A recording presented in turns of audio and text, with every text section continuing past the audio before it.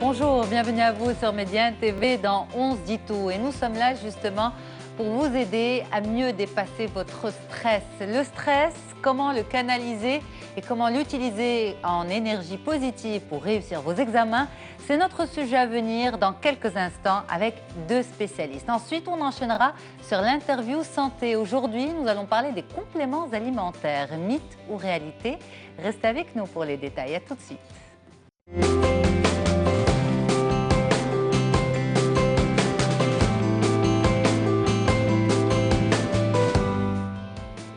Vaincre le stress pour réussir ses examens. Donc on en parle tout de suite avec vous, Madame Koundaye Gounakfif. Bonjour. Bonjour madame. Merci d'être là. Vous Avec êtes plaisir. psychologue clinicienne, psychanalyste Oui. et vous êtes également auteur du livre paru il y a un an, Vaincre le stress et gagner en sérénité. Voilà. D'ailleurs, on aurait pu appeler cette émission comme ça. Oui. Et c'est le but en fait. Oui. Vaincre son stress pour gagner en sérénité. Et vous êtes également avec nous, Madame Fouzia Msaoudi. Bonjour. Merci beaucoup d'être là. C'est un plaisir de vous rencontrer.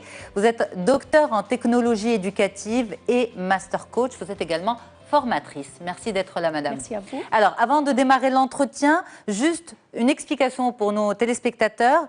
Docteur en technologie éducative, ça veut dire quoi exactement? Alors, il s'agit bien des technologies d'information et de communication, mais adaptées au domaine de l'enseignement. D'accord. C'est-à-dire, qu'est-ce qu'on en fait au jour d'aujourd'hui par rapport à la formation, à l'enseignement-apprentissage, comment on peut vraiment profiter de ce que nous offre Internet et également tous les outils numériques, l'ordinateur. Donc, qu'est-ce qu'on peut vraiment en faire pour pouvoir vraiment améliorer l'enseignement-apprentissage? Parfait, ça c'était pour l'explication parce que souvent on donne des titres Oui, et les oui. téléspectateurs ont du mal un peu à savoir qu'est-ce qui se cache derrière. Revenons à notre sujet du stress. Ok. Vaincre le stress pour réussir ses examens, c'est vraiment la période et les jeunes qui nous suivent et les parents aussi sont concernés et bien ont besoin d'un maximum d'informations. Justement, ce fameux stress, FIF, c'est comme ça qu'on va vous appeler tout au long Oui. de l'émission parce que c'est comme ça que vous êtes. C'est mon appellation. C'est votre appellation. Voilà. Voilà. Le stress, en fait, de manière générale, est devenu véritablement accepté dans notre société. Voilà. Pour certains, c'est une bonne énergie, pour d'autres, c'est une moins bonne énergie, mais le stress, voilà, c'est devenu un élément acceptable à tous les âges même. Est-ce que c'est normal, justement? Ben, moi, je constate depuis 16 ans que je travaille en cabinet que de plus en plus, ça tombe du cocotier chez les jeunes, dans le mauvais sens du terme. C'est-à-dire que la santé mentale, elle est mauvaise. Et 70% des consultations sont pour le stress, sont dues à des souffrances à l'école. C'est énorme. Et tout le reste, c'est des pathologies, des angoisses, des pathologies graves, la dépression, mais Chez les enfants. Chez les enfants et chez les ados. Et c'est inutile. C'est inutile parce que ça crée des symptômes comme pleurs, fatigue, baisse de confiance en soi, blocage, malaise, décrochage, trou de mémoire, vrille émotionnelle. C'est ça le stress. Et 70% en fait de vos consultations Viennent à cause de ça. de ça, du stress à l'école. Ça veut dire que c'est un fléau. Absolument. On parle de stress ou école du stress. Oui, alors stress, vous dites à cause de l'école, mais aussi peut-être à cause des parents ou... À cause des parents, de la pression des parents, mais aussi à cause de tout ce qu'on entend, les informations qui rentrent dans l'ADN. On entend les égorgements, les terroristes, les faits divers. Nos enfants du 21e siècle ne poussent pas comme nous, au 20e siècle, on a poussé. Justement à cause du défaut de la qualité de l'information, qui est non-stop, très polluante. Très polluante, très négative. Très négative. Et ça vient se rajouter, se greffer à ce stress qui sort de la classe. Qui est un stress pollutionnel, je veux dire la pollution, des exigences de la vitesse, de traitement, de tout, quoi, de nos villes polluées, etc., etc. Donc je peux comprendre en fait que pour vous, être enfant ou ado et stressé, ce n'est pas normal. Non. Ce n'est pas du tout normal. C'est un symptôme.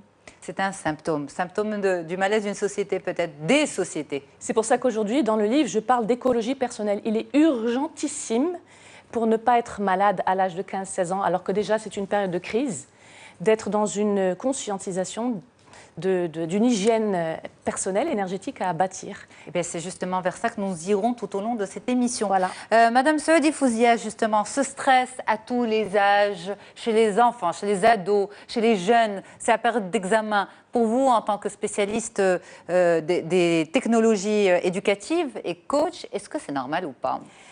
Moi, je dirais que c'est C'est acceptable, normal pas, mais il est quand même acceptable si on se base un petit peu sur tout ce qui a évolué, tout ce qui a un peu chamboulé notre vie d'aujourd'hui.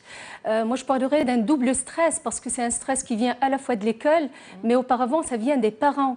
C'est un peu anecdotique, mais les parents, ils rentrent chez eux déjà stressés à cause du travail, des embouteillages, des déplacements, etc., etc. Et puis après, c'est un petit peu, c'est bizarre, mais il y a comme une sorte de contagion. Et ce stress-là, il est transmis facilement, naturellement aux enfants. Et puis les enfants, parfois aussi, ils stressent les parents. Parce que les problèmes d'éducation aujourd'hui sont des problèmes beaucoup plus, on va dire, complexes. Qu'il y a, ma collègue, on a parlé il y a 20 ans, on n'éduquait pas de la même manière. On a un petit peu levé la barre très haut par rapport à l'éducation aujourd'hui. C'est peut-être aussi la raison pour laquelle on est tout le temps, on sent que les enfants d'aujourd'hui, les adolescents d'aujourd'hui sont tout le temps sous la pression. C'est une double pression de l'école parce que là, on est à la course, on va tout le temps vers la performance scolaire. On n'admet pas les mauvaises notes, on ne les accepte plus, on ne gère plus. Et il y a également cette exigence de la part des parents. C'est-à-dire que les parents, là, ils sont tout le temps en train de comparer déjà. C'est un problème, le fait de devoir comparer les capacités de leurs enfants, les résultats de leurs enfants aux résultats des autres. Et puis, il y a le système éducatif qui impose qu'on soit quand même, je pense que c'est peut-être là le vrai problème, c'est qu'on est trop exigeant. La preuve, c'est, si je prends juste l'exemple au baccalauréat, on a pour pouvoir peut-être intégrer des écoles du supérieur, exemple de l'école d'architecture ou faculté de médecine, etc. Oui. Ben là, il faudra avoir au moins 17 de moyenne, c'est le minimum. Et chaque année, ça change. Donc déjà ça doit stresser les élèves. Et c'est pas en arrivant au baccalauréat qu'on devient stressé. Ça commence déjà. Absolument. C'est une pression qui commence déjà au primaire. Les cours de soutien, il faut avoir les meilleures notes. Et les parents, c'est aussi anecdotique, je le dis tout le temps. La question que posent les parents, c'est combien tu as eu.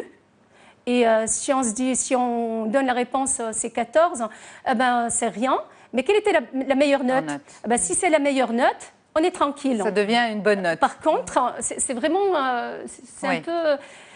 C'est compliqué. Le stress, ce n'est pas uniquement un état, on va dire, physiologique, mais c'est beaucoup plus psychologique pour moi. C'est vraiment la pression à la fois de la société, de l'école, des parents, qui fait que les enfants d'aujourd'hui sont vraiment complètement, je dirais, perdus. Je voulais dire qu'on parle du stress, mais on ne l'a pas défini. Oui, on va justement. Il faut le définir et comprendre aussi, parce Exactement. Que vous l'avez dit, en fait, là on parle de stress et examen, comme si en fait les enfants ne stressaient, nos enfants ne stressaient qu'au moment des examens. Mais on a bien compris, ils sont en fait constamment stressés. Le stress, qu'est-ce que c'est justement? Alors le stress, justement, parce que je vais vous raconter quand même juste l'histoire, la genèse de ce petit livre. Il y a 2 ans, j'ai eu un jeune qui est venu me demandant de le coacher, prenant en charge en thérapie pour essayer d'atténuer sa peur par anticipation du bac. C'est un garçon du lycée Lyoté. Et puis, au fur et à mesure que je le coachais, que je lui apprenais plein de choses, plein de techniques pour baisser son stress, je me disais, mais c'est dommage, il est tout seul, il faudrait qu'il y ait 10 enfants, 20 enfants, 30 pour bénéficier de toute cette transmission. Et en fait, sans savoir, ce jeune m'a fécondé dans la mesure où il m'a inspiré ce livre qui a été pondu en 6 mois sur tout ce que je lui avais, et il est fondé sur tout ce que je lui avais transmis. D'accord. Et je l'ai transmis comme un livre de chevet à lire facilement pour cette génération, sachant qu'ils ne lisent pas comme nous à l'époque. Il y a beaucoup de comparaisons aujourd'hui. Ben oui, parce que pour la première fois dans l'histoire de l'humanité, je veux dire, notre enfance et leur enfance n'a rien à voir à cause justement du numérique et du stress. Et j'ai fait donc ce livre avec plein de dessins, des dessins et puis des tests, et puis toute une démonstration, toute une trame sur ce que c'est que le stress et comment y remédier.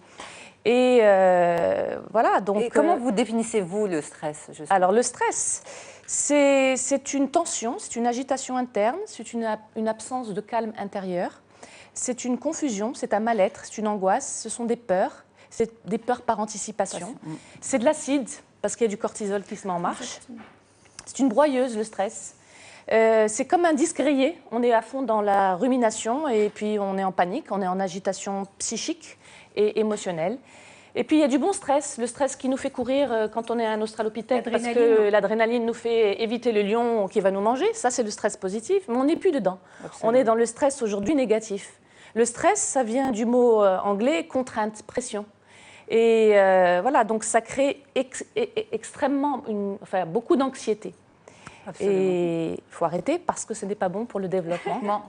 Mais ces enfants sont constamment stressés. Mais je pense qu'il faut plutôt vraiment se concentrer sur le volet stress positif. Parce que souvent, on se laisse un petit peu dévorer par le stress négatif. Et il faudrait peut-être orienter plutôt nos enfants, nos élèves vers un stress. Oui, il faut tirer profit quand même du stress, parce que le stress positif, c'est quand j'ai devant moi un challenge, un défi, je dois le relever. Mais pourquoi ne pas justement éradiquer le terme stress et le changer par autre chose? Parce que dire qu'il y a du stress positif, et c'est vrai que c'est comme ça qu'on l'appelle aujourd'hui, ça laisse la place au stress. Il y a un stress de toutes les manières. Et ensuite, en fait, on vous dit, mais c'est à vous d'apprendre à le gérer pour en faire un stress positif. Ouais, vous avez trop facile, il faut des outils. Il faut des outils. Non, mais absolument. Pourquoi ne pas aller vers ça? Voilà. Justement, vous avez tout à fait raison. En fait, le stress, parfois, c'est... une motivation. Oui, c'est une motivation, mais au-delà, c'est aussi un fléau. C'est-à-dire qu'on s'entend tout le temps. Je suis stressée, mais je suis stressée par quoi? Il faut d'abord définir c'est quoi, qu'est-ce qui se cache derrière ce stress. Déjà, identifier les états émotionnels. Je suis dans quel état? C'est bien de poser cette question à un enfant. Il y a un test dedans. Voilà. J'ai fait un test dedans. Quel type de stressé êtes-vous? Alors, quel type de stressé y a-t-il, justement? J'imagine qu'il doit y avoir... Il y a 3 échelles. Moyen, grave et puis léger. D'accord. Alors, si on peut justement revenir à l'environnement de ces enfants avant de parler des examens, on l'a dit, l'école stresse les enfants. L'angoisse des parents. L'angoisse des parents, rapport aux notes, absolument. Il y a le monstre, les notes, c'est devenu un monstre pour les parents et ça se transmet justement aux enfants. Mais il y aurait également cette course à l'excellence.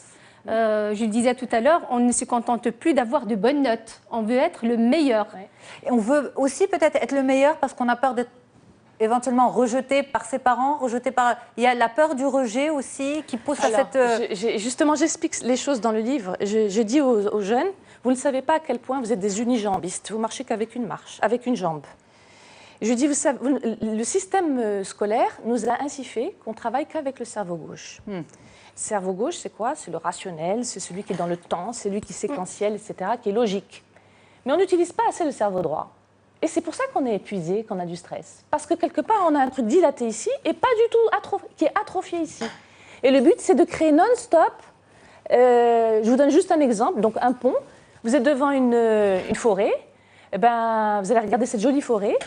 Votre cerveau gauche, qu'est-ce qu'il va faire? Il va compter tous les arbres. Et votre cerveau droit, il va regarder la beauté de la forêt. Et on n'est pas dans ça dans le système scolaire. On ne nous apprend pas à trouver de l'intuition, à être, comment dire, créatif, imaginatif, pour justement enrichir le côté rationnel. En fait, là, vous touchez à un point qui est extrêmement important, c'est les dernières avancées des neurosciences, tout ce qui touche un petit peu aux sciences du cerveau, comment on peut en profiter pour pouvoir améliorer les apprentissages. Et on a mis le point sur, on va dire, vraiment sur un élément très, très important, encore une fois, c'est qu'on ne peut apprendre que dans le plaisir.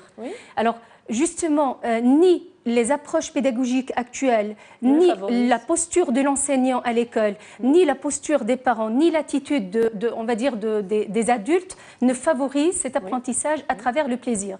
Je pense que c'est un élément sur lequel on devrait se pencher pour pouvoir ne serait-ce que d'apprivoiser le stress. Et je pense, là, je reviendrai aussi à tout ce qu'on peut offrir à l'enfant dès l'âge de 3 ans, dès l'âge de 5 ans. Lui apprendre une méthode de travailler, ça se joue aussi sur la méthode, ce n'est pas uniquement le résultat. Parce que ça ne sert à rien aujourd'hui de venir dire aux jeunes, bon, aujourd'hui, à quelques jours de vos examens, on vous donne des outils pour arrêter de stresser. On va peut-être le faire pour les aider parce qu'ils en ont besoin, mais il faut revoir les choses. C'est pas très efficace. C'est pas efficace, voilà, c'est vraiment à court terme. Mais les choses sont à revoir à la base, dans les fondations. Je suis tout à fait d'accord. Moi, j'ai en fait, à partir de ma modeste expérience dans le domaine de l'enseignement, effectivement, il y a un véritable problème. Moi, je suppose que ce qui pourrait réussir, ce serait d'intégrer carrément dans l'enseignement, dans les programmes scolaires, dès peut-être le primaire, on va enseigner les compétences sociales. Ce que j'appelle les compétences sociales ou les soft skills, c'est déjà ces compétences transversales qui pourraient aider l'enfant quand il sera adulte et même le long de sa scolarité à pouvoir gérer par exemple le temps, gérer justement ce faux stress dont on parle, mais à l'origine il ne devrait pas exister, mieux s'organiser, prioriser parce qu'on a des tâches. Absolument. Et là, les élèves d'aujourd'hui, ils ne savent pas. Les adultes non plus, d'aujourd'hui. Justement, tout le monde est perdu un peu. Justement, parce que ça ne vient ni de la famille, ni de l'école. La preuve, c'est qu'on a quand même des éléments qui arrivent à s'en sortir parce qu'ils sont très bien épaulés, très bien soutenus, soit par leurs parents, soit par leurs enseignants, ou tout simplement, ils ont quelqu'un qui les inspire. Et justement, aujourd'hui, on se retrouve avec des adultes qui ont besoin de formation en gestion de temps, en gestion de stress, en gestion... Voilà. Juste une petite anecdote. Je reçois beaucoup de demandes de coaching pour des enfants. Franchement, c'est vraiment extraordinaire comme réalité. Je prends l'enfant ou l'adolescent, une seule séance, et au bout de la première séance, je dis aux parents, arrêtez, votre enfant, il n'a rien. Prenez-le, c'est vous qui devez être... Bon, je vous propose plutôt un coaching pour parents. Parce que souvent, le problème ne vient pas des enfants, ça vient carrément des parents. Vous savez pourquoi? Oui. Parce qu'on a oublié justement tout ce panel des intelligences. Aujourd'hui, on a chosifié l'enfant et on le regarde comme un enfant. Il est intelligent, mais intelligent intellectuellement, point. Et il n'est que ça. Et on l'identifie à ses résultats. Or, nous sommes une intelligence sociale, artistique, intuitive, sportive, etc. Donc aujourd'hui, il y a une déroute. Même les parents, eux aussi, il faut les reformater quelque part sur la manière dont ils investissent et projettent sur leur enfant. D'ailleurs, vous l'avez dit, par exemple, quand vous parlez de différentes intelligences, si par exemple l'enfant est performant dans un sport et qu'il l'est un peu moins à l'école, eh bien on va lui dire, justement, on va lui reprocher d'être bon dans son sport, de ne s'intéresser qu'à cela et quitte parfois même malheureusement à le priver de cette activité pour lui dire, très bien, si tu veux y aller, eh bien, il faut d'abord avoir de bonnes notes. Oui, tout à fait. Vous savez que nous sommes en train d'arriver aujourd'hui à un paradigme nouveau à cause de ce stress-là. C'est-à-dire qu'aujourd'hui, de plus en plus, on va voir tellement, et on le voit déjà dans les lycées, je le vois, l'hygiène scolaire dit qu'ils sont débordés, qu'il y a des crises de tétanie, d'hystérie, etc. Et donc, l'enseignement tel qu'il est prévu va devoir muter. Parce que nécessairement, là maintenant, je veux dire, on est arrivé à un moment butoir. On voit que ça ne marche pas. Alors, on outille ces jeunes quand même, parce qu'ils ont besoin d'être outillés, que ce soit à très court terme, mais aussi à long terme, parce que les études ne vont pas s'arrêter à la fin de cette année, au contraire. Exactement. Elles vont démarrer en septembre. Donc, pour les outiller, on va dire... Quelles sont les techniques? Quelles sont les techniques? Absolument. On y va, mesdames. Ok. Je peux juste donner... On commence par le court terme. Les examens approchent. À court terme, la chose qui marche le mieux avec les enfants et même avec les adultes, c'est déjà de lister les points forts. C'est déjà de les mettre en exergue. Voilà. Et leur donner ce sentiment de capacité.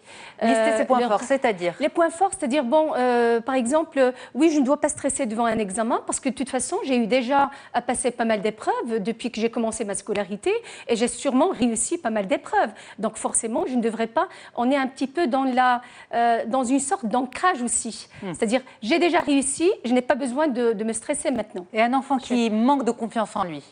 Ah oui, comment il va réussir à faire cet ancrage alors qu'il est déjà, on va dire, fragile? C'est la discipline positive. Là, on fait appel à la discipline positive. Il faut absolument mettre le focus sur ce qui va chez l'enfant, sur ses réussites, sur ses points forts et non pas sur ses points faibles. Et là, je suis tout à fait d'accord avec vous quand vous dites on doit admettre aussi les intelligences multiples.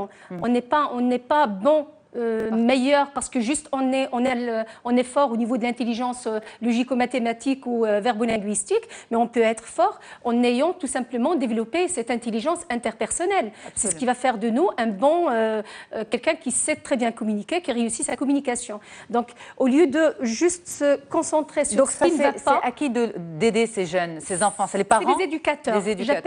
J'appelle ça...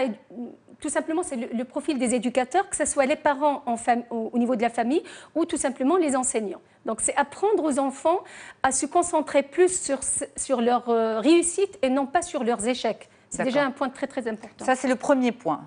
Alors moi, j'ai intitulé dans mon livre Vaincre le stress et gagner en sérénité pour réussir vos examens, mais aussi ou comment éveiller le guérisseur qui dort en vous depuis 2 millions d'années. Pour moi, c'est très important d'avoir dit ça, parce que je trouve que c'est très important dans les techniques à mettre en place pour nous en tant qu'écolo. C'est surtout de retrouver finalement le pouvoir qu'on a de guérison intérieure. Et puis il y en a plein. Le premier que nous avons oublié, c'est la respiration. Et la respiration, je profite de cette émission, c'est de l'or en barre pour moi aujourd'hui, parce que les gens ne le savent pas, mais il y a quelque chose qu'ils peuvent aller voir et flirter avec sur Internet qui s'appelle la cohérence cardiaque. D'accord. Et la cohérence cardiaque, c'est une façon de respirer qui est très facile, qu'on pratique 3 fois par jour, matin, midi et soir, et qui permet d'avoir un impact extraordinaire sur les anxieux. Les anxieux qui ont leur jauge au maximum d'une manière générale et qui créent beaucoup de symptômes, et bien, grâce à cette pratique, peuvent avoir justement une diminution qui va leur permettre d'être au sommet de leur être au moment où ils seront sollicités intellectuellement. On peut montrer ? Alors, comment montrer en fait, c'est une respiration, je n'ai pas de trotteuse. D'accord. Il faut, pendant 5 minutes, respirer, inspirer et puis expirer. Mais c'est bien expliqué sur Internet. D'accord. Là, je ne peux pas parce que je n'ai pas ma trotteuse. Bien sûr. Donc, en fait, à faire 3 fois par jour. 3 fois par jour. Mais vraiment bien, en bon élève. Ça s'appelle la cohérence cardiaque. Voilà. Ça touche aussi à la sophrologie, voilà. à l'art de respirer. Mais respirer, on parle beaucoup de respiration abdominale. Ce n'est pas la respiration vitale, pour juste ne pas... la respiration spontanée, en fait, à laquelle on ne réfléchit pas, mais c'est une respiration réfléchie, voilà, au contraire consciente. Elle est très simple, elle est ventrale, mais elle est, comment dire, au début, même si elle est imparfaite, c'est pas grave. L'essentiel, c'est de la pratiquer. Pourquoi ? Parce que c'est un arrêt de 5 minutes qui est salutaire. Je veux dire, il y a plus de mentalisation, il y a juste un instant présent qui se crée et qui permet justement dans notre ADN très profondément d'avoir un impact. C'est la pleine conscience aussi. On doit sentir un peu son corps, sa respiration, se concentrer dessus pour pouvoir être important face à la panique de la page blanche aussi, au moment de l'examen. Oui. Il y a aussi surtout le fait de signaler qu'on doit manger d'une certaine manière. Une bonne manière. Il y a des aliments qui sont à prohiber, toute la junk food. Et puis, il y a aussi tous ces aliments comme les amandes, les sardines, le chocolat noir, la banane. Ça, c'est bon. Qui sont excellents pour les stressés. D'accord. Le magnésium, énormément de magnésium. C'est le premier minéral qui est en déficit chez les jeunes. Voilà, à cause du stress. À cause du stress. Alors, ça, c'est vraiment de très bons conseils, on va dire, à mettre en pratique. Il y a aussi, en fait, cette... Excusez-moi, mais on pourrait peut-être ajouter un élément qui est vraiment très, très important. C'est l'activité en dehors de ce qu'on fait au niveau scolaire. Oui. Aujourd'hui, on ne joue plus comme avant. Oui. C'est soit on est sur les devoirs scolaires, soit on est sur la tablette et sur les écrans. Moi, je pense qu'il faut quand même sortir un petit peu en dehors des murs, aller s'aérer un peu, exercer une activité sportive, pourquoi pas. Moi, je pense que... Vraiment, on prive un petit peu nos enfants aujourd'hui de ces activités en plein air où ils pourraient se ressourcer. À la veille des examens surtout. Mais oui, prendre le temps de marcher un peu, de se balader un peu. Mais une planification aiderait peut-être. C'est vers ça que je voulais qu'on aille justement parce que oui, on peut donner toutes ces recommandations, bon bien sûr à part l'alimentation, mais toutes les autres recommandations, s'aérer, faire du sport. Mais quand on est stressé pour ces examens, on a l'impression qu'on manque de temps. Et on a l'impression que aller se faire plaisir, c'est une perte de temps. Alors que si on a une programmation claire, identifiée, une cartographie des révisions et puis du planning de la journée, ça pourrait aider. Est-ce que ça, c'est quelque chose qui manque aux jeunes ou même aux enfants dans leur préparation ? Tout à fait, je suis d'accord parce qu'on parle beaucoup de l'emploi du temps scolaire. J'entre à quelle heure, je sors à quelle heure, je fais quoi, qu'est-ce que j'ai comme discipline dans la journée. Mais on n'a pas suffisamment développé cette capacité de pouvoir on va dire, planifier ou s'auto-organiser. Alors, on va revenir sur les détails, justement, de cette technique qui est importante aussi en préparation, mais juste après une courte pause. Et on fera le point aussi, ne l'oubliez pas, en fin d'émission aujourd'hui, sur les compléments alimentaires. Mythes ou réalité? Restez avec nous sur Média. On est toujours avec vous sur Média TV dans On se dit tout et aujourd'hui cette belle thématique pour éradiquer le stress, vaincre le stress pour réussir ses examens. Eh bien on en parle justement avec deux spécialistes. Madame Koundaye Gounakfif, vous êtes psychologue clinicienne, psychanalyste, auteur du livre paru il y a un an, Vaincre le stress et gagner en sérénité. Et Madame Fouzia Msaoudi, vous êtes docteur en technologie éducative et master coach, également formatrice. Merci beaucoup. Donc on revient sur l'importance de la planification, de l'emploi du temps par les jeunes eux-mêmes, un emploi du temps qui va leur permettre d'avoir une cartographie en fait de leurs possibilités. Réviser, oui, mais en même temps s'accorder des plages horaires, voilà, des moments de plaisir. Revenons sur l'importance de ces moments de plaisir, comment ils aident justement à la performance, parce qu'au final, c'est un petit peu ce qu'on recherche, et la technique de cette cartographie. Très bien. Alors, effectivement, c'est un élément hyper important parce que là, on touche à la stratégie. Ce n'est pas uniquement comment vaincre le stress et on est dans des activités qu'on pourrait peut-être... On peut se dire c'est pas le moment, c'est pas urgent, mais l'idée de travailler sur les stratégies, la méthode, donc c'est revenir un petit peu déjà à lister les différentes tâches que j'ai, par exemple moi en tant qu'étudiant ou élève qui prépare ses examens, qu'est-ce que j'ai comme matière. Là, je parle de la qualité et de la quantité. Il y a des cours qui sont, il y a des, on va dire des disciplines qui sont, par exemple, si je prends l'histoire géo, c'est volumineux en termes de contenu, de quantité. Il y a des contenus qui sont beaucoup plus au niveau, on va dire, si on les met en relation avec les notes que ça peut générer, le coefficient. Là aussi, il faudra, au moment de planifier, il faudra accorder un moment à chaque, on va dire, à chaque discipline, mais en même temps, essayer de prioriser. C'est-à-dire qu'il y a des tâches qui sont beaucoup plus prioritaires et en même temps, il faudra aussi peut-être choisir le moment. On est peut-être mieux éveillé, mieux prédisposé le matin de 8h à 10h ou de 10h à midi que peut-être le soir vers le coup de 22h. Donc, il faut choisir aussi le moment de ces révisions. Pour la planification, moi, je dirais tout simplement qu'il faudra procéder par tâche et par priorité. Qu'est-ce qui est plus urgent? Et une planification dans le temps. C'est pas Qu'est-ce qui est plus urgent? Mais il ne faut pas trop jouer non plus avec l'histoire des coefficients, parce que tout est important. Je suis tout à fait d'accord. Mais ça dépend aussi de l'orientation. Par exemple, pour des élèves qui ont choisi déjà les sciences maths, ils sont en classe préparatoire, je parle déjà du supérieur, oui, même classe préparatoire où là, les mathématiques, par exemple les sciences physiques, c'est quand même... la priorité. Voilà, c'est la priorité. Donc ça dépend aussi de l'orientation. Alors justement, FIF, pour vous, cette cartographie, est-ce que c'est important? Oui, bien sûr. Moi, je ne suis pas du tout dans ça. Je suis vraiment dans la clinique. Donc, oui, c'est évident. Oui. J'ai rien à rajouter dessus parce que c'est tellement bien dit. Dans la mesure où, justement, en tant que psychologue, oui. le fait d'organiser, en fait, quand on parle de planification, c'est structuré, même si vous êtes en fait dans la clinique. Oui. Mais il y a l'importance de l'organisation. Est-ce que ça rassure ces jeunes? C'est évident. C'est évident. Absolument.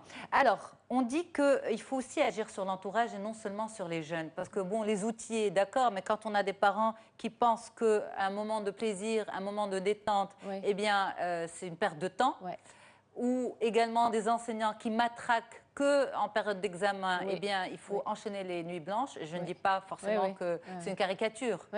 Bien sûr, je suis un peu à l'extrême. Mais justement, l'entourage, en fait, comment... Il faut que ce soit en amont et en aval.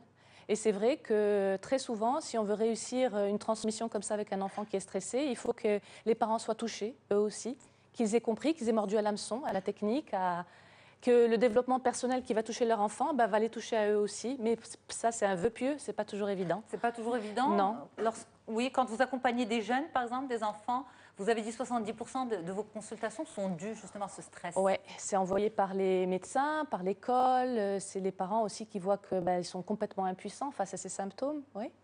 Mais de toute façon, on est dans une société en ce moment qui mute. Mais les parents, ils en pensent quoi? Quand, par exemple, vous leur dites, eh bien, il va falloir peut-être revoir un petit peu vos priorités, revoir un petit peu... Alors, c'est dur à avaler quand on leur dit que... Aujourd'hui, ce n'est pas les résultats, c'est l'endurance, qu'on ne peut pas chosifier la personne et l'identifier qu'à une intelligence intellectuelle avec ses résultats. Et qu'à l'élève qu'il est. Et voilà. Et je veux dire, qui est sa personne? Ce n'est pas ses résultats. Je veux dire, on ne peut pas l'identifier. C'est une déroute. Absolument. Et ça, c'est un travail. Je suis tout à fait d'accord. En fait, il y a une chose qui est importante aussi à rappeler aux parents. c'est qu'ils arrêtent de voir leurs enfants comme des bulletins scolaires. Ouais. Leurs enfants, ce sont leurs enfants. D'abord, ils doivent les couvrir d'amour, d'affection, d'encouragement aussi, les encourager tout le temps, leur permettre de rebondir suite à une, on va dire, petite défaillance ou petit échec scolaire, mais le plus important, c'est qu'ils puissent leur reconstituer cette confiance en eux-mêmes. Et c'est aux parents de le faire déjà. Moi, je pense qu'il faudra aussi peut-être arrêter de comparer les enfants, que ce soit les enfants, la fratrie déjà, et puis peut-être aussi les cousins, c'est l'éternelle les cousines, recommandation des spécialistes, franchement, c'est la comparaison. Il y a également l'effet Pygmalion qui revient à chaque fois, qu'on arrête aussi de dire, ben oui, toi tu n'es pas doué pour les maths. Donc ça c'est stressant, ce genre de remarques. Les remarques, elles sont à choisir aussi. C'est un ancrage aussi. Tout à fait. On revient sur l'écologie, c'est important. Oui. L'écologie, je voulais juste dire une seconde, quelque chose en dehors du stress des résultats, qui est lié à la difficulté de la vie et enfin, du futur. Il y a ce phénomène inconscient qui fait que les parents, quand ils ont des enfants, ils aimeraient que ces enfants soient mieux qu'eux.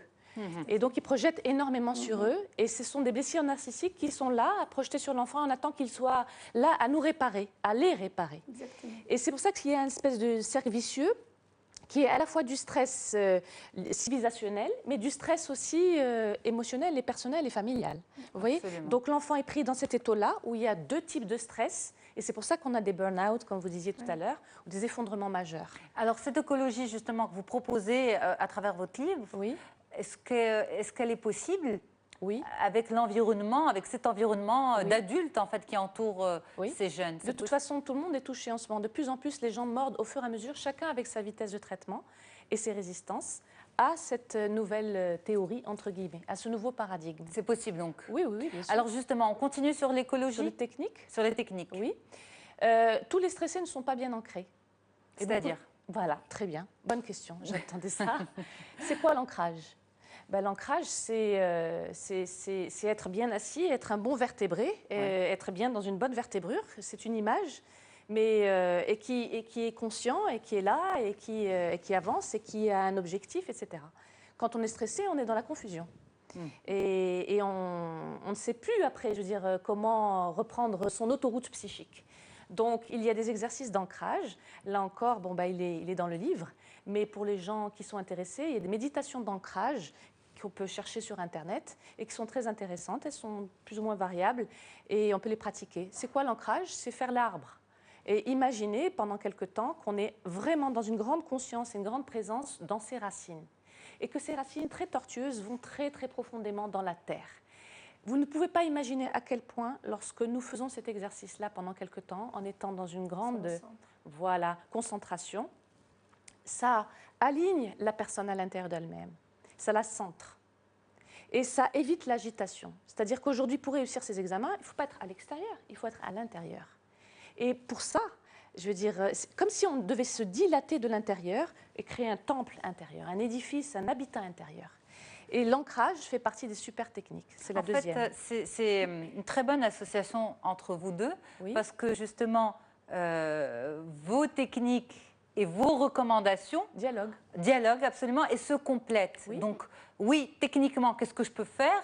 Émotionnellement, qu'est-ce que je peux faire? Et énergétiquement. Énergétiquement, absolument. Et les deux ensemble font que je deviens une personne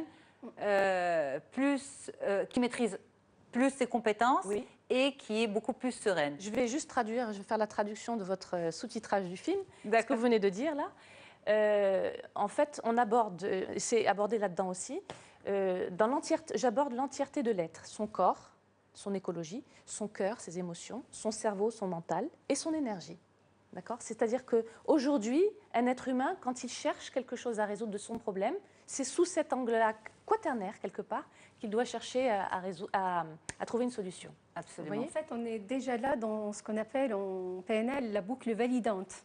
Je vous donnerai un exemple très simple. Je parle beaucoup de deux scénarios, en fait. Si je me mets en tête que les examens vont être difficiles, ça, c'est mon idée à moi. Et c'est ce que tout le monde se dit, justement. Oui, justement. Ouais. Après, mes émotions, je ne suis pas tout à fait confiante. Ça va être difficile. Donc, tout ce que j'ai révisé, peut-être, ne va pas servir. Automatiquement, au niveau de l'action, donc il y a la pensée il y a le cœur, le sentiment, les ressentis, et puis de l'autre côté, vous avez l'action-réaction. Ben, ma réaction va être complètement négative. Voilà. Je ne vais pas pouvoir, j'aurai peut-être cette feuille devant moi, je n'aurai aucune idée, j'aurai un blocage carrément, ça va être le surmenage, etc. Si j'essaie un petit peu de faire, de penser de manière inverse. Là, par exemple, je me dirais, ben oui, je suis passée par pas mal d'épreuves, que j'ai réussi. Si ce n'était pas c'était pas excellent, mais de toute façon, j'ai réussi. C'est une réussite. Voilà, c'est des réussites dont je suis fière. Au jour d'aujourd'hui, je suis fière. Donc déjà, on est dans les ressentis. Cette fierté et cette pensée positive, automatiquement, ça va engendrer chez moi une action-réaction positive. Et il faut, je pense qu'effectivement, je suis complètement d'accord avec ce que vous venez de dire, parce qu'il faut travailler le côté mental et moral, chez le côté mental surtout, chez l'enfant et chez l'adolescent. Ce que vous dites, ça s'appelle la visualisation créatrice, et c'est la troisième proposition. Et vous savez, les neurosciences ont découvert que le cerveau humain ne faisait pas la différence entre le réel et l'imaginaire. C'est la base de l'hypnose. Quand on veut anesthésier quelqu'un, on utilise l'imaginaire. On lui dit, voilà, tu vas imaginer que ton bras est froid, très froid, très froid, très froid. Et on va effectivement pouvoir l'anesthésier, l'opérer même grâce à justement à cette autosuggestion. Voilà.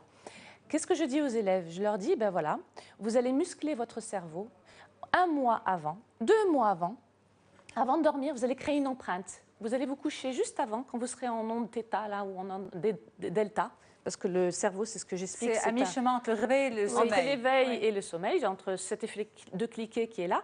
Vous allez imaginer que vous êtes en pleine réussite et que c'est facile, votre exercice de maths pendant l'exercice, et que vous êtes heureux, et que et cette empreinte va être enregistrée comme une musculature. Je dirais, elle va être là dans le positif. Elle va éviter d'être justement dans la pensée négative. C'est ça en fait toute la force des neurosciences justement et de leur révélation, c'est qu'on a l'impression qu'un cerveau est fait d'une manière purement technique et que technique, alors qu'un cerveau, eh bien, c'est aussi... on peut le conditionner mentalement. Par la positive. C'est finalement une boucle parce que j'ai une pensée, je suis passée par une expérience, j'ai des résultats. Et soit j'ai commencé par une pensée positive, donc j'aurai des résultats positifs qui vont encore me donner envie de faire quelque chose de positif, soit c'est le scénario inverse. C'est pour ça qu'en fait, pour les athlètes, on parle de mental. C'est marrant, parce que je vais le dire, la préparation des athlètes, des grands sportifs, on imagine qu'ils vont passer en saut de haie, on leur dit, regarde, imagine-toi mentalement le faire. Et ils musclent leur cerveau comme ça. Et du coup, leur ADN, tout leur proprioceptive vitée le fait. Parce que ça a été anticipé, préprogrammé. C'est extraordinaire. Voilà, tous les jeunes peuvent avoir un mental d'athlète. Et ça, c'est possible. Vous l'avez démontré aujourd'hui, mesdames. Voilà. Merci beaucoup au nom de tous nos téléspectateurs. Et merci beaucoup pour vos belles recommandations. Je rappelle que j'étais avec madame Koundaï Gounakfif. Vous êtes psychologue clinicienne, entre autres, et auteur du livre « Vaincre le stress et gagner en sérénité ». Merci beaucoup. Avec plaisir. Et madame Fouzia Msaoudi, vous êtes docteur en technologie éducative, formatrice et master coach. Merci beaucoup également, madame. C'est un plaisir de vous avoir. Moi, je reste avec les téléspectateurs. On a parlé de magnésium tout à l'heure. Eh bien, moi, je vais faire un point un peu plus complet sur les compléments alimentaires, mythes ou réalités. À tout de suite pour les détails.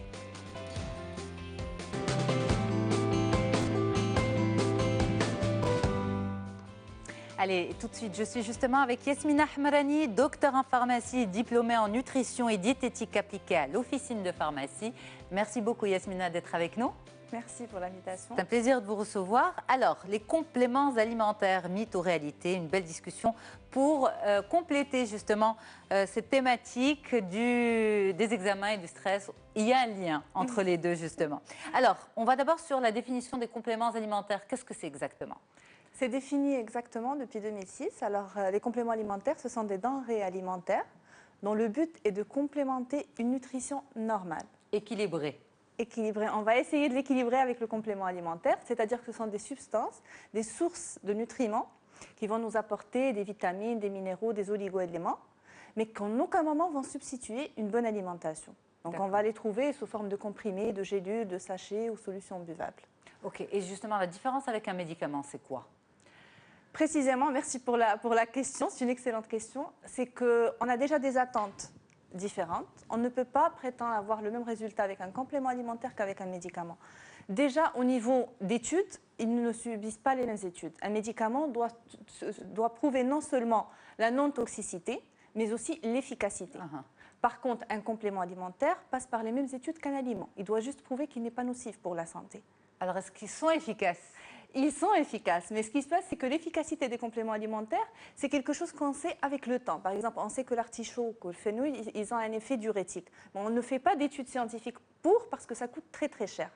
Par contre, un médicament doit absolument prouver qu'il est efficace. Si je sors une molécule pour tel but, je dois prouver qu'effectivement, elle sert pour cette maladie. Alors, vous avez parlé d'artichaut, vous avez parlé de fenouil. C'est vrai que ça, c'est des compléments alimentaires qui sont très tendance pendant cette période de l'année quand on a envie un peu de perdre du poids. C'est des diurétiques. Oui. On a évoqué pendant l'émission tout à l'heure le magnésium comme et justement, en supplémentation, on dit que le magnésium est très efficace contre le stress. Est-ce que c'est vrai? Oui, il aide pour le stress, il aide pour les crampes. Est-ce que c'est vraiment prouvé scientifiquement? Ce qu'on a, c'est le résultat. Vraiment, le problème qui se passe avec le magnésium, c'est que les gens le prennent, par exemple, pendant une semaine, ça m'a rien fait. Il faut savoir que les compléments alimentaires n'ont pas le même effet, et c'est là où on revient aux médicaments, qu'un médicament. Si j'ai mal à la tête, je vais prendre un paracétamol et ça va se calmer. Bien sûr, s'il n'y a pas une autre maladie à part. Mais dans le cas des compléments alimentaires, on ne va jamais trouver un complément alimentaire où on a un comprimé ou 3. Ce sont des traitements à long terme. Par contre, un antibiotique, si on prend par exemple l'azithromycine, on va trouver un comprimé par jour pendant 3 jours. On a 3 comprimés dans la boîte. Dans les compléments alimentaires, généralement, ce sont de grandes boîtes. C'est des effets qui sont plutôt soit préventifs, soit à long terme. Pour le magnésium, par exemple, on dit qu'il faut, pour que ce soit efficace, 2 mois. Normalement, c'est 2 mois et c'est à une moyenne de 300 mg par jour. Et il doit avoir, en fonction du genre de magnésium, généralement on essaie d'avoir de la vitamine B avec parce que ça facilite l'absorption du magnésium. Bien évidemment, il y a différents types de magnésium en fonction de si c'est pour les crampes, si c'est pour la tachycardie, si c'est pour le stress. Est-ce que c'est sans danger les compléments alimentaires? Rien n'est sans danger, absolument rien. Ce qu'il y a de plus simple, qui est l'eau, si on le boit en excès, il peut être même mortel. Donc ça paraît vraiment... C'est la première fois que j'entends un spécialiste le dire. On ne peut pas boire 5, 6, 7, 8 litres d'eau. C'est impossible parce que je vais perdre énormément de minéraux, je vais perdre du sodium, je risque d'entrer en coma. Donc tout doit être pris correctement. Quand on donne une moyenne, c'est la raison pour laquelle les compléments alimentaires, et c'est pour cela que c'est important de les acheter chez des spécialistes et non pas sur Internet, c'est qu'en principe, si c'est un bon laboratoire, je vais non seulement avoir l'adresse du laboratoire, mais aussi je vais avoir ce qu'on appelle le DJR. C'est la dose journalière recommandée. C'est-à-dire que c'est le maximum que je peux prendre de ce complément-là. D'accord. Et c'est de là où j'ai les risques parce qu'il y a plusieurs personnes qui prennent beaucoup de compléments alimentaires en même temps. Donc, qu'est-ce qui se passe? Que je vais vraiment dire, c'est que ce complément, je dois prendre que 2 gélules. Et celui-là, et je vais respecter. Mais en fin de compte, je peux avoir des composants en commun. De façon que je vais dépasser la dose journalière recommandée. Ça, c'est très important. Et on peut se retrouver avec quelles complications? On peut avoir des troubles digestifs, on peut avoir, par exemple, dans le cas des compléments alimentaires qui ont de la vitamine A ou de la vitamine E, avec des effets tératogènes pour les femmes enceintes, il y a des risques pour le fœtus, il y a même des arrêts de grossesse à cause de ça. Les compléments alimentaires à base de fenugrec sont aussi tératogènes, donc il faut les éviter pendant la grossesse. Ils ne sont pas bons pour la femme enceinte. Non, et voilà, ils peuvent provoquer des malformations au niveau du fœtus, exactement. Donc c'est à éviter. C'est bien de s'intéresser aux compléments alimentaires, c'est bien de les prendre. Parce qu'on a l'impression que c'est des compléments beauté en fait. Non, c'est ça l'erreur, exactement. Les gens pensent que c'est tout simplement pour ça. Quand on parle complément alimentaire, généralement, c'est minceur. Et non, ce n'est pas le cas. C'est minceur, c'est beauté de la peau, beauté des cheveux, beauté des ongles aussi. Non, il y a par exemple l'arpagophytum, qui est magnifique pour les douleurs articulaires. C'est là où les gens commettent des erreurs. Et ils disent que ça ne sert à rien. C'est une plante qui sert pour les douleurs articulaires. Mais le problème qu'il y a, c'est que si j'ai une inflammation, j'ai une crise de douleur, l'arpagophytum ne va rien me faire. Il faut que je prenne un antalgique, un anti-inflammatoire. Par contre, si je le prends à long terme, ça va me soulager les douleurs. Mais si par exemple j'ai une maladie rhumatismale chronique, est-ce que je peux prendre en complément de mon traitement je peux prendre l'arpagophytum. Je peux prendre l'arpagophytum, je peux prendre du collagène marin. Ce sont des compléments alimentaires qui vont m'aider, qui vont aider le mouvement des articulations. Mais qui ne se substituent pas au traitement. Non. Absolument. Ce ne sont pas un traitement médicamenteux. C'est pour ça qu'il faut faire la différence. Quand est-ce qu'on va aider? Parce qu'on a des déficits. C'est juste les compléments alimentaires, c'est pour un déficit transitoire, c'est pour une cure. C'est pas à vie. Alors, si c'est un déficit transitoire, qui me dit que j'ai le déficit? Ça va dépendre. Ça va dépendre. Je vais avoir des symptômes ou bien tout simplement, je vais savoir par exemple que dans les changements de saison, je fais toujours des rhumes. Ça veut dire que mon système immunitaire, il est délicat. Donc, je peux aider avec des gélules d'aloe vera, je peux aider avec l'échinacée. Par exemple, dans les régimes, les gens qui, maintenant, avec l'été, tout le monde veut commencer des régimes, tout le monde veut perdre du poids. C'est bien de prendre des compléments alimentaires. On a les draineurs, on a les coupes-fins, on a les brûle-graisse. C'est une bonne chose. Les coupes-fins, c'est pas dangereux pour la santé? Non, si, par exemple, dans le cas de Fucus, Nopal ou la spiruline, non. Parce que ce sont des plantes, par exemple, dans le cas de la spiruline, d'ailleurs, on l'appelle... C'est une algue. Une algue marine qu'on appelle super aliment. Parce que c'était, en fait, l'histoire, c'est qu'avant, dans des tribus qui n'avaient rien à manger, ils prenaient la spiruline, ils buvaient de l'eau, ça gonflait et ça donnait cette sensation de satiété. Exactement. Et ça apporte beaucoup d'oligo-éléments, de fer, ça contrôle le cholestérol, le diabète, mais il faut la prendre correctement. Et ça booste la mémoire et ça donne de l'énergie. Alors, quand on n'a pas de maladie, en fait, une maladie, à la limite... peut-être que ça ne pose pas de problème. Mais quand il y a une maladie, il vaut mieux éviter cette automédication en complément alimentaire et plutôt laisser le spécialiste orienter, comme vous l'avez dit par exemple, pour les maladies rhumatismales. Je ne vais pas regarder sur Médiane TV une émission qui dit bien, très bien, si vous avez des douleurs articulaires, allez prendre... Comment ça s'appelle? L'arpagophytol. Voilà, j'ai du mal avec ce mot. Je vais plutôt demander à mon médecin ce qu'il en pense. Est-ce que ça, c'est important, Yasmine Ahmadani? Moi, je pense que c'est important indépendamment du fait d'avoir une maladie ou pas. D'accord. À chaque fois qu'on va prendre, que ce soit un complément alimentaire, que ce soit un médicament, il faut toujours avoir l'avis d'un médecin ou d'un pharmacien. C'est la raison pour laquelle je conseille toujours de fidéliser au moins son pharmacien parce qu'il connaît les traitements qu'on a, il connaît ce qu'on prend et en général, un complément alimentaire, comme j'ai dit tout à l'heure, il n'y a rien sans risque. Donc forcément, il faut savoir, est-ce qu'on ne prend pas des médicaments? Est-ce qu'il n'y a pas d'interaction avec ce que je prends? Est-ce que je peux le prendre? Est-ce que je ne peux pas le prendre? Est-ce qu'il est fait pour moi? Parce qu'il y a des personnes qui se disent, bon, je n'ai pas de problème, mais bon, je vais prendre un complément alimentaire, par exemple, à base de fer. Vous avez fait des analyses, vous n'avez pas d'anémie, vous n'avez rien du tout. Pourquoi vous allez le prendre? Je peux prendre, par exemple, pour booster mon énergie. Par exemple, je suis fatiguée, j'ai une période d'examen. Ou bien, par exemple, quand j'ai dit tout à l'heure, l'échinacée pour les périodes de changement de climat. Oui, c'est des petites cures qui ne vont me faire que du bien. Mais prendre juste pour prendre, non, parce qu'on a toujours des risques. Alors justement, quand on passe ces examens, on est très stressé. On a parlé du magnésium, mais il y a aussi justement ces vitamines ou ces complexes multivitaminés. Il faut les prendre sur combien de temps? Il faut le prendre. Moi, je conseille souvent de les prendre avant la période d'examen pour se préparer. Je conseille beaucoup la spiruline, elle aide beaucoup au niveau de la concentration. Sinon, les complexes vitaminés aussi vont très très bien. Une semaine, 10 jours Ça va dépendre. Ça va dépendre déjà de la personne, ça va dépendre de l'âge, ça va dépendre du poids, ça va dépendre de quel genre de complexe vitaminé parce qu'ils n'ont pas les mêmes composants. Mais on peut prendre jusqu'à un mois sans problème. Sans problème. Pas de souci.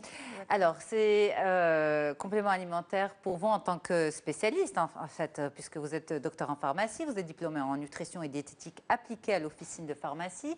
Pour vous, est-ce que c'est un mythe ou une réalité? Moi, je pense que c'est une réalité. Mais c'est un mythe quand on essaye de donner au complément alimentaire une finalité pour laquelle il n'a pas été conçu. C'est-à-dire quand je veux utiliser le complément alimentaire avec des buts miraculeux, c'est là où ça ne donne pas de résultat. C'est là où on dit que ça ne sert absolument à rien. Ces compléments alimentaires qui promettent de maigrir, de perdre 10 kilos en 2 jours, déjà, ce n'est pas vrai. Et supposons que ça soit vrai, vous pouvez être sûr que ça va être en détriment de votre santé. Donc, je pense que si on utilise les compléments alimentaires pour le but pour lequel ils ont été conçus le premier jour et vraiment dans la mesure correcte, dans la bonne dose, ils ont quand même des résultats. Sinon, ils auraient été éradiés, ça fait très très longtemps du marché. Oui, c'est une bonne explication. Quoique parfois on se dit, est-ce qu'il n'y a pas trop de marketing aussi dans les officines? Et bien sûr. Alors là, non, c'est pas vraiment une question de marketing. C'est tout simplement qu'il faut partir chez des gens qui ont quand même une certaine formation. Qu'au moment de parler professionnelle aussi, ça c'est indépendamment de tout. C'est pour tout, pour que ce soit médicament ou complément alimentaire. Mais surtout, une fois que je parle à la personne, moi je pense qu'on est capable de sentir quand une personne nous parle et elle arrive à nous convaincre et vraiment elle connaît son domaine. Et quand on sent que tout simplement elle a lu ce qui est écrit sur l'étiquette et qu'elle le répète de différentes façons. Alors pour finir, est-ce qu'il faut faire attention aux interactions entre compléments alimentaires et médicaments? les Absolument, vrais oui, médicaments. Oui, il y a quelques compléments alimentaires, bien évidemment, on ne peut pas donner toute la liste, mais il y a par exemple le millepertuis, qui est une plante qui a un effet, on l'appelle d'ailleurs l'antidépresseur naturel, qui interagit avec 70 molécules. Donc il y a 20 médicaments avec lesquels on ne peut pas la prendre, comme par exemple les pilules contraceptives, les anticoagulants. Ah d'accord, donc avec un c'est médicament interdit. aussi basique que la pilule, on ne peut pas... On ne peut pas prendre le millepertuis ni avec les anxiolytiques parce que ça baisse complètement l'effet du médicament. D'accord. On a par exemple l'oméga 3 qui est très à la mode, donc ne jamais le prendre avec l'ail ni avec des anticoagulants si on ne va jamais avoir Avec une de l'ail, opération. l'ail naturel. L'ail naturel. Et pourtant, l'ail est très présent dans notre cuisine. Ne pas le combiner avec l'oméga 3 et avec les anticoagulants si jamais on va avoir on va se faire opérer ou quelque chose parce qu'on Alors risque si des on saignements. prend de l'oméga 3, ne pas ajouter avec les deux, Ni combiner. l'ail, ni il faut diminuer l'ail et surtout ne pas prendre d'anticoagulants avec. Parce qu'on risque d'avoir des saignements. L'extrait de thé vert, ne jamais le combiner avec l'aspirine, parce qu'il peut provoquer aussi des saignements. Donc il vaut mieux s'éloigner des... Il faut juste prendre les choses correctement et avoir toujours l'avis d'un spécialiste. Eh bien, Yasmina, merci beaucoup d'avoir Merci été à avec vous, nous avec sur le grand plateau. plaisir. C'est un plaisir d'échanger à vous. Vous êtes docteur en pharmacie. Et pour moi aussi, ça a été un plaisir et un honneur de préparer cette émission. Beaucoup de réussite pour tous les jeunes qui nous ont suivis aujourd'hui pour leurs examens. Beaucoup de courage pour les parents et essayer de tempérer au maximum et de prendre du recul par rapport à cette réussite tant attendue. Voilà. Donc, restez avec, en toute sérénité surtout, avec nous sur Médiane TV. À très bientôt. Au revoir.